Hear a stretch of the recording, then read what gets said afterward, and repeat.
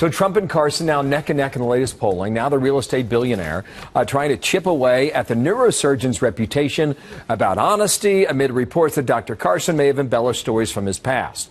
Now Carson says all this intense focus on his history is a media hit job. Because I'm a threat. To the progressive, the secular progressive movement in this country. I'm a very big threat because, you know, they can look at the polling data and they can see that, you know, I'm the candidate who's most likely to be able to beat Hillary Clinton. They see that. So John Roberts is already in Milwaukee, Wisconsin. John, good morning there. Where are we today with the Ben Carson back and forth?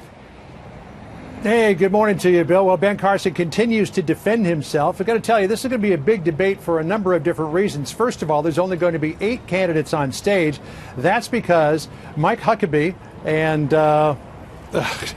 I've been saying this all morning. Mike Huckabee and Chris Christie, I'm sorry, but up for a long time, Bill, did not make the cut. They're going to be relegated to the undercard, and Lindsey Graham and George Pataki are not going to make the debate at all. But it does mark a return to the top of the polls for Donald Trump, who leads both nationally and in Iowa. We expect that there is going to be some fireworks between Trump and Ben Carson over the issue of Carson's honesty. Trump has been questioning whether or not Ben Carson is being honest after questions were raised as to whether or not Carson embellished stories about his childhood. Here's Carson. This is the first time in history where you want to prove that you hit your mother with a hammer. You want to prove that you hit a friend in the face with a lock.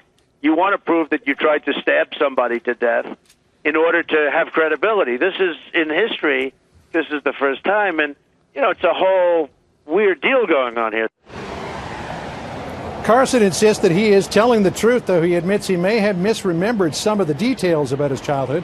As to Trump's criticisms, Carson said he wouldn't be anxious to have a commander-in-chief who acted like Trump is. Well, it's been proven that it wasn't a lie. And none of the things are lies. But, you know, what does it say about people who immediately jump on the bandwagon if they hear something bad, rather than waiting and finding out what the truth is?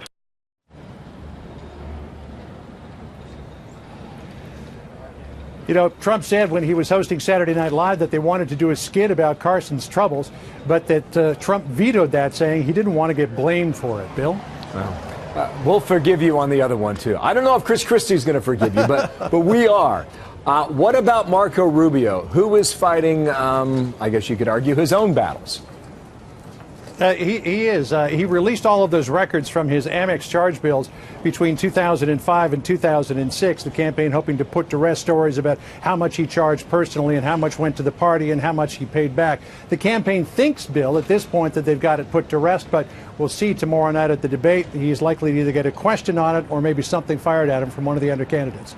And best thing for your memory, Bill, obviously, I should have had the 3-cheese soup and the brat last night instead of the salad. Yeah, you're doing fine. Hey, enjoy it. It looks like a beautiful day in Milwaukee, John. We'll talk to you real soon. John Roberts in Milwaukee.